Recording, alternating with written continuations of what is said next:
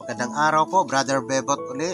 Nandito po tayo uli upang mag-aral ng mga salita ng Diyos na mula sa Banal na Kasulatan or Biblia. Sapagkat po may mga tao pa rin ngayon o mga relihiyon na hindi naniniwalang may Diyos. Kaya sa oras na ito, papatunayan ko po na may Diyos talaga. So bahala na sila kung anong patunay nila na walang Diyos. Pero ako, sa mga oras na ito ay magbibigay ako ng mga talata na nagpapatunay na may Diyos. Mga kapatid, tapusin niyo ang video ito. Napakahalaga po ito. Usapin ito at ito po ay magbubukas sa ating mga mata at magdadagdag sa ating pananampalataya na totoo at tunay na may Diyos. So ito ay maikli lang po sapagkat halaga po ang ating pag-uusapan sa mga oras na ito. So sa mga pangyayari sa ating kapaligiran, mag-iisip ka talaga kung may Diyos talaga o wala. Ito lang, mga ilang araw pa lang o ewan ko kung isang linggo na yata nasusunog yung Los Angeles, California dahil sa isang biro ng isang tao, isang host na yung Panginoon daw o yung Diyos ay walang mansyon. Talaga namang hindi siya gagawa ng mansyon na gawa ng tao. Paano siya makakatira ng mansyon dito na gawa ng tao? Kaya po yung ibang relihiyon gumagawa ng malaking simbahan, yun daw yung tirahan ng Diyos. Hindi po ganon, sapagkat nakalagay sa Biblia na ang Diyos ay hindi tumatahan sa mga templong gawa ng kamay ng mga tao.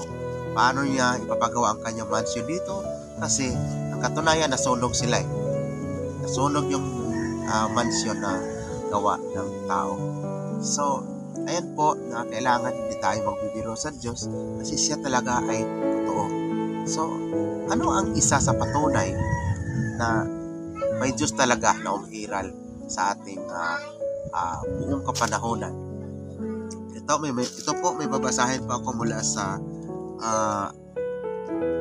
Aklat ng Mga Awit dito sa 19:1. So ito po mga kaibigan, napakahalaga po ito para sa ating mga Kristiyano, para mas lalong titibay ang ating pananampalatayang may Diyos talaga na lumikha sa atin at hindi tayo aksidente naririto sa daigdig na ito.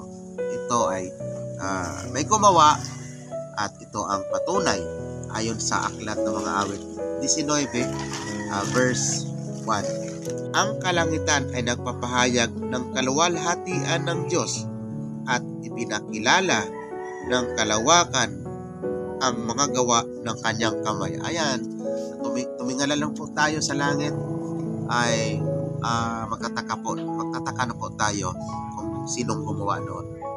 Hindi naman po, imposible naman po na lumitaw lang tayo dito na walang gumawa. Itong Biblia ay gumawa rin po dito. Kaya po, ang kalawakan daw ay nagpapahayag ng kanyang mga gawa.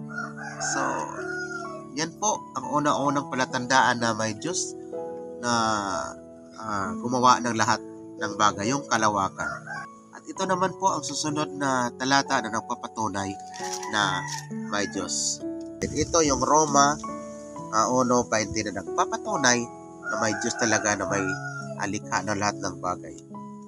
Sapagkat ang mga bagay niyang hindi nakikita buhat pa ng lalangin ang sanglibutan ay nakikitang maliwanag sapagkat ito sa pamamagitan ng mga bagay na ginawa niya.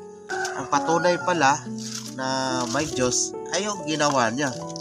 Tingnan mo yung kahit na isang puno ng saging, walang tao na kagagawa. Maging ang walang hanggan niyang kapangyarihan at pagka-Diyos upang sila'y walang madahilan. So, ayan po ang patunay na may Diyos talaga sa mga bagay na kanyang ginawa. May Diyos talaga na umahawak sa atin sa buong sanglibutan. Nasa Galatia 6:7. So, ayan po ang aking may tatampok o may babahagi sa mga oras dito sa aking munting channel ito. Ito po ay ginawa kong paraan upang makapaghatid po ako sa inyo ng aking natutunan natutunan sa mahabang panahon. Wala po akong intensyon na manira ng kapwa. Ngunit sa ganitong paraan po ay maihatid ko ang aking saloobin at aking pinag-aralan sa loob ng mahabang panahon dito sa banal na kasulatan. So, kawawa naman po sila, ngunit bahala na ang Diyos sa kanila kung ano ang kanyang magagawa sa mga taong gano'n. Nasa unang Korinto 5:13, sa labas, Diyos ang umahatol.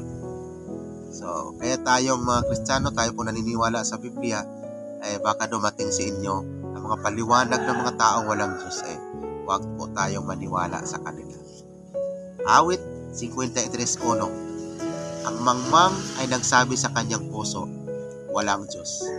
So, ayan lang po ang sabi sa atin ng banal na kasulatan, na pag tayo naniniwala sa Diyos, tayo ay mangmang at mapapahamak tayo, mga kapatid. Hanggang sa muli, ako nga pala si Brother Bebot, isang pobreng mangaral dito sa aking maliit na channel nito. At kung baguhan po kayo dito, ay paki-subscribe po at like and share.